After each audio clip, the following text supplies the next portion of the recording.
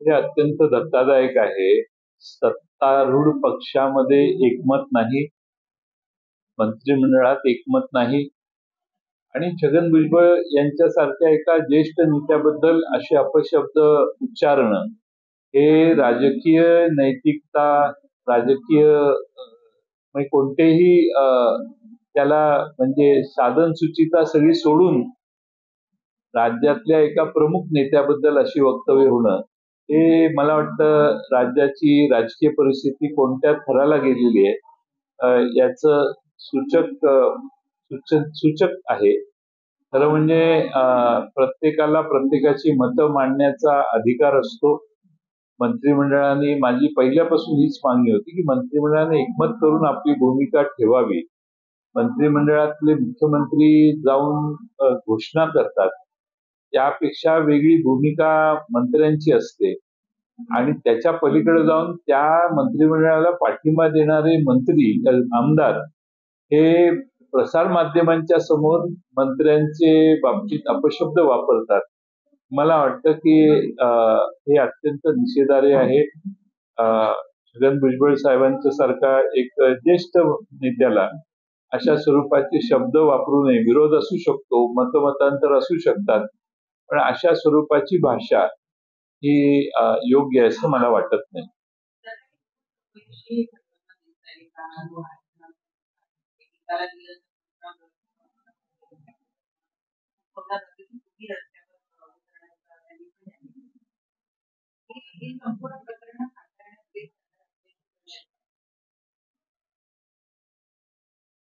मला अशी शंका आहे की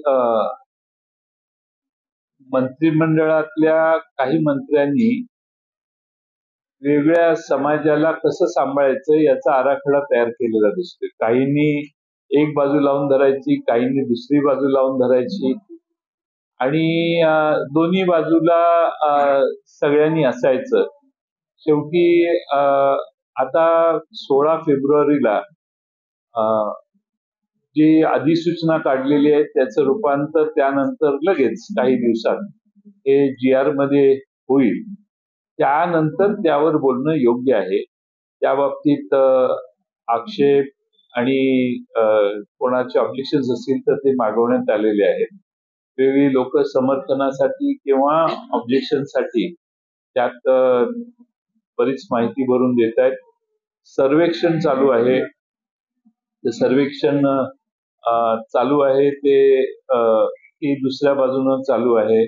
त्यातले प्रश्न जर बघितले तर ते हे त्या बाबतीत वेगळी चर्चा करणं आवश्यक आहे. ठीक आहे, आता सर्वेक्षणही चालू आहे. त्यामुळं या आरक्षणाच्या बाबतीत आज बोलणं हे अतिघाईचं होईल. योग्य वेळी त्याच्यावर भूमिका निश्चितपणाने व्यक्त करता येईल, पण अजून घटना घडलेली नाही. आरक्षण देतो म्हणणाऱ्यांनी अजून आरक्षण दिलेलं नाही. अधिसूचना जाहीर करून सगळ्या राज्यातल्या लोकांचे आक्षेप मागवलेले आहेत. त्या आक्षेपाचा विचार करून त्या अधिसूचनेच्या बाबतीत निर्णय घेतला जाईल. दरम्यानच्या काळाने ऍक्शन अजून झालेली नाही. त्या सगळ्या घोषणाच आहेत. ऍक्शन झाल्यानंतर दोन्ही बाजू त्यांची मतं तयार करतील असं मला वाटतं.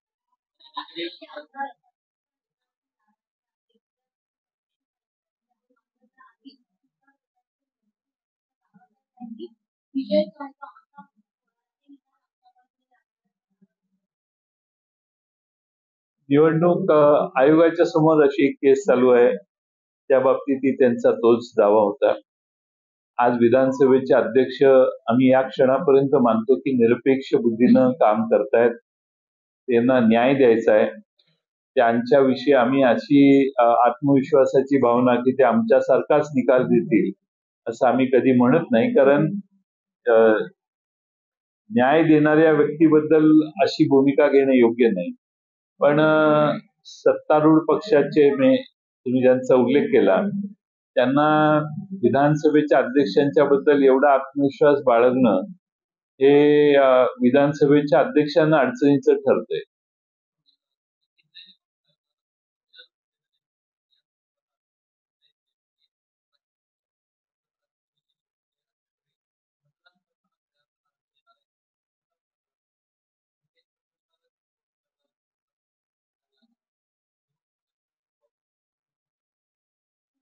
मला अपेक्षा आहे की लवकरच निर्णय होईल आणि निवडणुकीचा वेळ अजून आहे थोडासा त्याला. त्याच्या आधी हे दोन्ही निर्णय लागतील असे मला वाटते. जरा बाहेर थांबता का तुम्ही? जरा बाहेर थांबा ना. पत्रकार आहे का तुम्ही? आत आलंच पाहिजे असा आग्रह का? नंतर भेटतो मी सगळ्यांना.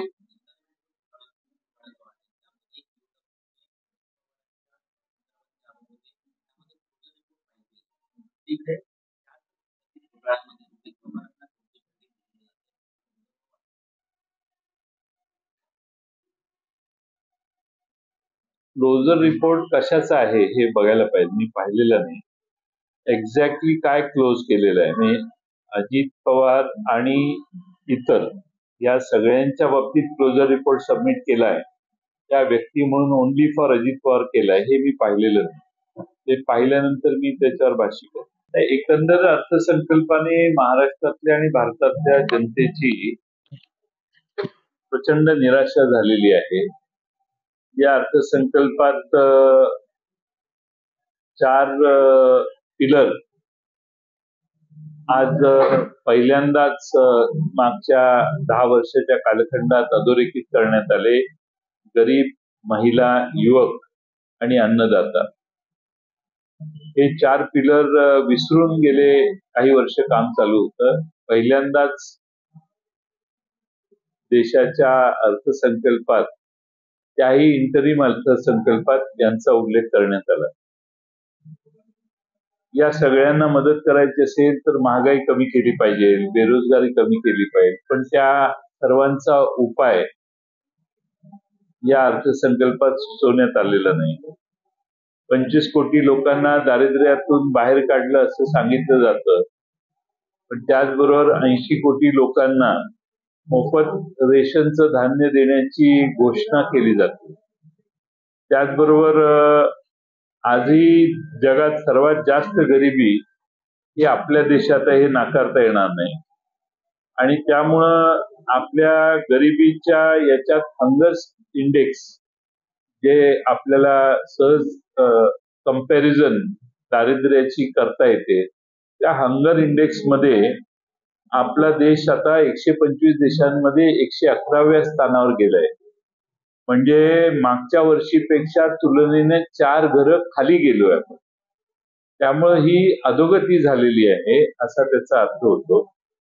त्याचबरोबर 2022 पर्यंत सर्वांना घरं देण्याची घोषणा झालेली होती, पण आज अर्थसंकल्पात 2047 पर्यंत आम्ही घरं देऊ असं सांगण्याचं काम हे या अर्थसंकल्पात आज करण्यात आलं. त्याचबरोबर शेतकऱ्यांचं उत्पन्न 2022 मध्ये दुप्पट होणार होतं, पण सोयाबीन, कपाशी, कांदा सगळ्याच शेतीच्या संदर्भात शेतकरी प्रचंड अडचणीत आलेला दिसतोय. त्याचं उत्पन्न वाढायच्या ऐवजी त्याच्यावरचं कर्ज वाढायला लागलेलं आहे. आणि एकीकडं महागाईला तो तोंड देतोय आणि दुसरीकडं हवामानाचा धोका जो आहे त्याला तो तोंड देतोय. त्या बाबतीत ठामपणाने ठोस अशी कोणतीही घोषणा या अर्थसंकल्पात झाली नाही. मध्यम वर्गाला पण या अर्थसंकल्पात काही मिळालं नाही. पण इन्कम टॅक्सचे स्लॅब आहे तसेच ठेवण्यात आले. आणि दुसरीकडं महागाईचा दबाव आहे आणि दुसऱ्या बाजूने त्या महागाईच्या बरोबर या देशात टॅक्स घेऊन देशातल्या जनतेची पिळवणूक देखील चालू आहे. आज जर जीएसटी कमी केला असता तर बराच मोठा आधार जनतेला मिळाला असता. महागाई देखील त्यामुळे कमी झाली असती. त्यामुळं एकंदरच या सगळ्या अर्थसंकल्पात जनतेच्या पदरात काही पडलंय असं मला दिसत नाही. एक मात्र झालेलं आहे की 2014 साली भ्रष्टाचाराच्या बाबतीत आपला देश 85व्या स्थानावर होता. आता ते स्थान आपलं घसरलं आणि आपण 93व्या स्थानावर गेलो. आज या सगळ्या प्रकारात जर बघितलं तर एकंदर प्रगतीच्या ऐवजी अधोगती कडे आपली अर्थव्यवस्था गेलेली आहे. आपल्या देशावर 2014 पर्यंत 54 लाख कोटी रुपयाचं कर्ज होतं. आज ते 205 लाख कोटीवर गेलंय. म्हणजे 10 वर्षात 151 लाख कोटी रुपयाचं कर्ज अतिरिक्त, म्हणजे जे 75 वर्षाच्या कालखंडात झालं, त्या 75 वर्षाच्या कालखंडानंतर आज तेव्हा 54 लाख कोटी कर्ज होतं. आज मात्र हे कर्ज 205 लाख कोटीपर्यंत गेलंय आणि त्यात बऱ्याच मोठ्या उद्योगपतींची कर्जमाफीची देखील बोजा असेल अशी माझी शंका आहे.